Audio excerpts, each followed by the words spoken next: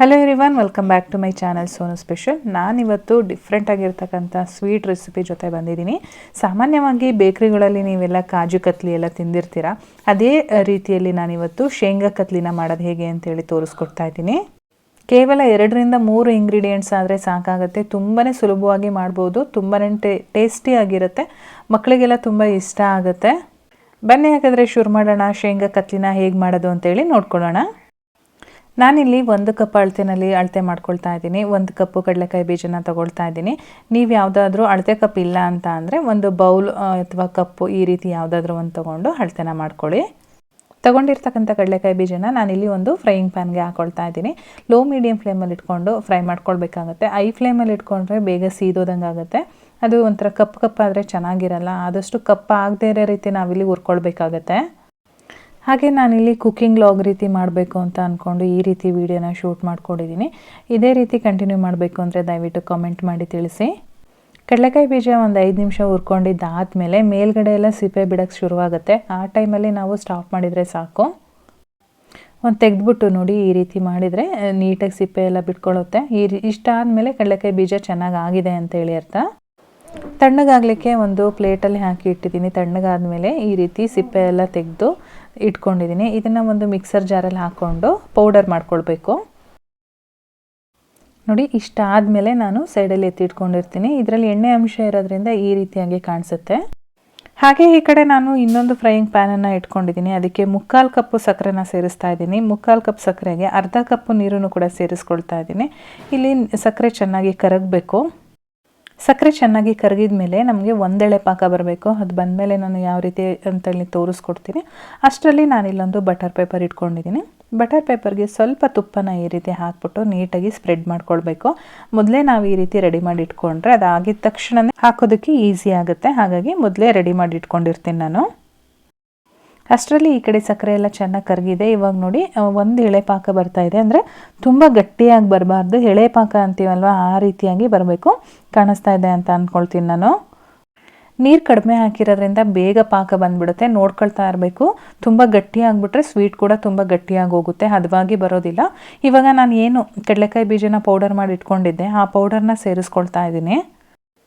ಇವಾಗ ಅದು ಸ್ವಲ್ಪ ಗಂಟುಗಳ ಥರ ಇದೆಯಲ್ವ, ಅದೆಲ್ಲ ನೀಟಾಗಿ ಕರಗಬೇಕು. ಆ ರೀತಿಯಾಗಿ ನಾವು ತಿರುಗಿಸ್ಕೊಳ್ಬೇಕಾಗುತ್ತೆ. ಸ್ಪ್ಯಾಚುಲದಲ್ಲಿ ಈ ರೀತಿ ಮಾಡ್ಕೊಂಡು ತಿರುಗಿಸಿದ್ರೆ ಯಾವುದೇ ರೀತಿ ಗಂಟುಗಳು ಬೀಳೋದಿಲ್ಲ. ತುಂಬಾ ನೈಸಾಗಿ ಸಾಫ್ಟಾಗಿ ಮಿಕ್ಸ್ ಆಗುತ್ತೆ. ಅಂದರೆ ಸಕ್ಕರೆ ಪಾಕದ ಜೊತೆ ಚೆನ್ನಾಗಿ ಹೊಂದ್ಕೊಳ್ಬೇಕು. ಈ ಪ್ರೋಸೆಸ್ ಕೂಡ ಅಷ್ಟೇ, ತುಂಬ ಟೈಮ್ ಹಿಡಿಯೋದಿಲ್ಲ. ಬೇಗನೆ ಒಂದು 5 ನಿಮಿಷದಲ್ಲೆಲ್ಲ ಆಗೋಗುತ್ತೆ. ಇವಾಗಿಲ್ಲಿ ನೀವು ನೋಡ್ತಾ ಇರ್ಬೋದು, ಒಂದು ಗಂಟುಗಳಿಲ್ಲ. ಇವಾಗ ನೀಟಾಗಿ ಅಂದರೆ ಸಾಫ್ಟಾಗಿ ಮಿಕ್ಸ್ ಆಗಿದೆ. ಈ ಟೈಮಲ್ಲಿ ನಾನು 1 ಸ್ಪೂನಷ್ಟು ತುಪ್ಪನ ಸೇರಿಸ್ತಾ ಇದ್ದೀನಿ. ಕಡಲೆಕಾಯಿ ಬೀಜದಲ್ಲಿ ಎಣ್ಣೆ ಅಂಶ ಜಾಸ್ತಿ ಇರೋದ್ರಿಂದ ತುಪ್ಪನ ಇಲ್ಲಿ ನಾವು ಜಾಸ್ತಿ ಹಾಕೋ ಅಂಥ ಅವಶ್ಯಕತೆ ಇಲ್ಲ. ನಾವು ಬೇರೆ ಸ್ವೀಟ್ಗಳಿಗಾದರೆ 1/4 ಕಪ್ಪು, ಅರ್ಧ ಕಪ್ಪು ಈ ರೀತಿ ಕಪ್ಪುಗಟ್ಟಲೆ ಎಲ್ಲ ಸ್ವೀಟ್ಸ್ ಅಂದರೆ ಸಕ್ಕರೆ ಹಾಕ್ತಾ ಇರ್ತೀವಿ. ಸೊ ಇಲ್ಲಿ ಆ ರೀತಿ ಹಾಕೋ ಅಂಥ ಅವಶ್ಯಕತೆ ಇಲ್ಲ. ನಾನಿಲ್ಲಿ ಉಪಯೋಗಿಸ್ತಾ ಇರ್ತಕ್ಕಂಥದ್ದು ಜಸ್ಟ್ 2 ಸ್ಪೂನು ಅಷ್ಟೇ. ತುಪ್ಪ ಹಾಕಿದ ಮೇಲೆ ಈ ರೀತಿ ಚೆನ್ನಾಗಿ ತಿರುಗಿಸ್ಕೊಳ್ಬೇಕು. ಎಲ್ಲ ಹೊಂದ್ಕೊಂಡಿದ್ದಾದಮೇಲೆ ಮತ್ತೆ 1 ಸ್ಪೂನಷ್ಟು ತುಪ್ಪನ ಸೇರಿಸ್ತಾ ಇದ್ದೀನಿ ಅಷ್ಟೇ. ಮತ್ತೆ ಇದಕ್ಕೆ ತುಪ್ಪ ಹಾಕೋದಿಲ್ಲ. ಎಷ್ಟು ತೆಳುವಾಗಿತ್ತು ಸ್ಟಾರ್ಟಿಂಗ್, ಇವಾಗ ನೋಡ್ತಾ ಇರ್ಬೋದು ತಳ ಬಿಟ್ಟು ಬರೋಕ್ಕೆ ಶುರುವಾಗಿದೆ. ತಳಕ್ಕೆಲ್ಲೂ ಕೂಡ ಅಂಟ್ತಾ ಇಲ್ಲ. ನಾವು ಈ ರೀತಿ ಒಂದು ಕಡೆಗೆ ಸೈಡ್ಗೆ ಈ ರೀತಿ ನೋಡಿ ಮಾಡಿಕೊಂಡ್ರೆ ಒಂದು ಸೈಡ್ಗೆ ಎಲ್ಲವುದು ಕೂಡ ಬರ್ತಾ ಇದೆ, ಹರಡ್ತಾ ಇಲ್ಲ ಅದು. ಇವಾಗ ಅದು ರೆಡಿಯಾಗಿದೆ ಅಂತೇಳಿ ಅರ್ಥ. ನಿಮಗೆ ಇಷ್ಟು ಗೊತ್ತಾಗ್ತಾ ಇಲ್ಲ ಅಂತ ಅಂದರೆ ನೀವು ಇನ್ನೊಂದು ಮೆಥಡಲ್ಲಿ ಅದನ್ನು ಚೆಕ್ ಮಾಡ್ಬೋದು, ಅದು ಮಿಕ್ಸ್ಚರ್ ರೆಡಿ ಆಗಿದೆಯಾ ಇಲ್ವಾ ಅಂಥೇಳಿ. ಅದೇನಪ್ಪ ಅಂದರೆ ಸ್ವಲ್ಪ ಈ ರೀತಿ ಮಿಕ್ಸ್ಚರ್ನ ತೊಗೊಂಡು ಒಂದು ಪ್ಲೇಟ್ ಮೇಲೆ ಹಾಕ್ಬಿಟ್ಟು ಕೈನ ಸ್ವಲ್ಪ ಒದ್ದೆ ಮಾಡಿಕೊಂಡು ಅದನ್ನು ಉಂಡೆ ಮಾಡ್ಕೊಳ್ಬೇಕು. ಅದು ಉಂಡೆ ಮಾಡೋಕ್ಕೆ ಈ ರೀತಿಯಾಗಿ ಈಸಿಯಾಗಿ ಬರ್ತಾ ಇದೆ ಅಂತ ಅಂದರೆ ರೆಡಿಯಾಗಿದೆ ಸ್ವೀಟು ಅಂತೇಳಿ. ಇವಾಗ ನೋಡ್ತಾ ಇದ್ದೀರಾ ಅಲ್ವಾ, ಎಷ್ಟು ಚೆನ್ನಾಗಿ ಒಂದ್ಗೂಡ್ತಾ ಇದೆ ಎಲ್ಲವುದೂ ಅಂತೇಳಿ. ಇಷ್ಟಾಗಿದ್ದಾದಮೇಲೆ ನಾವು ಸ್ವಲ್ಪನೂ ಕೂಡ ಟೈಮ್ ವೇಸ್ಟ್ ಮಾಡಬಾರ್ದು. ನಾವು ಯಾವ ರೀತಿ ಮೈಸೂರು ಪಾಕನ ಇಮಿಡಿಯೇಟಾಗಿ ಒಂದು ತಟ್ಟೆನಲ್ಲಿ ಹಾಕ್ತೀವಿ, ಆ ರೀತಿಯಾಗಿ ಬಟರ್ ಪೇಪರ್ನ ನಾವು ಮುಂಚೆನೇ ರೆಡಿ ಮಾಡಿ ಇಟ್ಕೊಂಡಿದ್ದೆ ಅಲ್ವಾ, ಆ ಬಟರ್ ಪೇಪರ್ ಮೇಲೆ ಈ ಮಿಕ್ಸ್ಚರ್ನ ಹಾಕ್ತಾಯಿದ್ದೀನಿ. ಹಾಕಿದ್ದಾದಮೇಲೆ ಮೇಲ್ಗಡೆ ನಾನು ಇನ್ನೊಂದು ಬಟರ್ ಪೇಪರ್ನ ಹಾಕ್ತಾಯಿದ್ದೀನಿ. ಇಮಿಡಿಯೇಟಾಗಿ ಈ ಕೆಲಸಗಳನ್ನ ಮಾಡ್ಕೊಳ್ಬೇಕು. ಸ್ವಲ್ಪನೂ ಕೂಡ ಡಿಲೇ ಮಾಡಬಾರ್ದು, ಯಾಕೆಂದರೆ ಬೇಗ ಗಟ್ಟಿಯಾಗಿ ಹೋಗ್ಬಿಡುತ್ತೆ. ಇವಾಗ ನಾನಿಲ್ಲೊಂದು ಲಟ್ಟಣಿಗೆ ತಗೊಂಡು ಈ ರೀತಿ ಸ್ವಲ್ಪ ಅಗಲವಾಗಿ ಲಟ್ಟಿಸ್ಕೊಳ್ತಾ ಇದ್ದೀನಿ. ಅಂದರೆ ಕೈಯಲ್ಲೆಲ್ಲ ಮುಟ್ಟೋಕ್ಕಾಗೋದಿಲ್ಲ, ಅಷ್ಟು ಬಿಸಿ ಇರುತ್ತಲ್ವ. ಹಾಗಾಗಿ ಈ ರೀತಿ ಮೇಲ್ಗಡೆ ಒಂದು ಬಟರ್ ಪೇಪರ್ ಹಾಕ್ಬಿಟ್ಟು ಜಸ್ಟ್ ಈ ರೀತಿ ಸ್ಪ್ರೆಡ್ ಮಾಡಿಕೊಂಡ್ರೆ ಸಾಕು.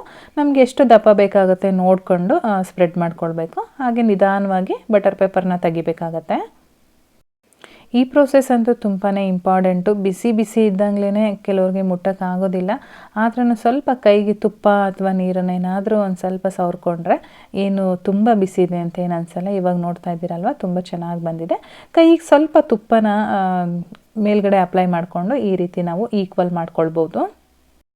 ಸೊ ಇಷ್ಟ ಆಗಿದ್ದಾದಮೇಲೆ ನಾವು ಮತ್ತೆ ಇನ್ನೊಂದು ಕೆಲಸ ಮಾಡ್ಕೊಳ್ಬೇಕು. ಅದೇನಂತ ಅಂದರೆ ಮಾರ್ಕ್ ಮಾಡ್ಕೊಳ್ಬೇಕು. ಇದು ತುಂಬ ತಣ್ಣಗಾದ್ಮೇಲೆ ನಮಗೆ ಕಟ್ ಮಾಡೋದಕ್ಕಾಗಲ್ಲ. ನಮಗೆ ಯಾವ ಶೇಪಲ್ಲಿ ಬೇಕೋ ಆ ಶೇಪಲ್ಲಿ ನಾನಿಲ್ಲಿ ಚಾಕುಗೂ ಕೂಡ ಸ್ವಲ್ಪ ತುಪ್ಪನ ಸವರ್ಬಿಟ್ಟು ಈ ರೀತಿ ಮಾರ್ಕ್ ಮಾಡಿ ಇಟ್ಕೊಂಡಿದ್ದೀನಿ. ಮಾರ್ಕ್ ಮಾಡಿಕೊಂಡು ಒಂದು 10 ನಿಮಿಷ ಆದಮೇಲೆ ನೋಡಿ ಈ ರೀತಿಯಾಗಿ ನಮಗೆ ತೆಗಿಲಿಕ್ಕೆ ಬರುತ್ತೆ. ಪೀಸಸ್ಸು ನಮಗೆ ನೀಟಾಗಿ ಕಟ್ ಮಾಡ್ಲಿಕ್ಕೆ ಬರುತ್ತೆ. ಮಾರ್ಕ್ ಮಾಡ್ಕೊಳ್ಳಿಲ್ಲ ಅಂತ ಅಂದರೆ ಅದು ಇಷ್ಟು ನೀಟಾಗಿ ಕಟ್ ಮಾಡೋದಕ್ಕೆ ಬರಲ್ಲ. ಒಳಗಡೆ ತುಂಬಾ ಸಾಫ್ಟಾಗಿ ಬಂದಿರುತ್ತೆ ಸ್ವೀಟು. ತಿನ್ನೋದಕ್ಕಂತೂ ಒಂದು ತಿಂದರೆ ಇನ್ನೊಂದು ಬೇಕಪ್ಪ ಅನ್ನೋವಷ್ಟು ರುಚಿ, ತುಂಬಾ ಚೆನ್ನಾಗಿರುತ್ತೆ. ಖಂಡಿತವಾಗ್ಲೂ ಮನೆಯಲ್ಲಿ ಟ್ರೈ ಮಾಡಿ.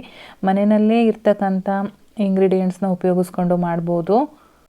ಸೊ ಇವತ್ತಿನ ಈ ವಿಡಿಯೋ ನಿಮಗೆಲ್ಲ ಇಷ್ಟ ಆಗಿದೆ ಅಂತ ತಿಳ್ಕೊತೀನಿ. ಇಷ್ಟ ಆಗಿದರೆ ವಿಡಿಯೋಗೊಂದು ಲೈಕ್ ಮಾಡಿ, ಹಾಗೆ ನಿಮ್ಮ ಫ್ರೆಂಡ್ಸ್ ಜೊತೆ ಶೇರ್ ಮಾಡ್ಕೊಳ್ಳಿ. ತುಂಬ ಇಷ್ಟ ಆಗಿದರೆ ಸಬ್ಸ್ಕ್ರೈಬ್ ಮಾಡ್ಕೊಳ್ಳಿ. ಫೇಸ್ಬುಕ್ಕಲ್ಲಿ ನೋಡ್ತಾ ಇರೋರು ಫಾಲೋ ಮಾಡೋದಂತೂ ಮರಿಬೇಡಿ. ನಾನು ಮತ್ತೆ ಸಿಗ್ತೀನಿ ಮುಂದಿನ ವಿಡಿಯೋದಲ್ಲಿ. Thank you.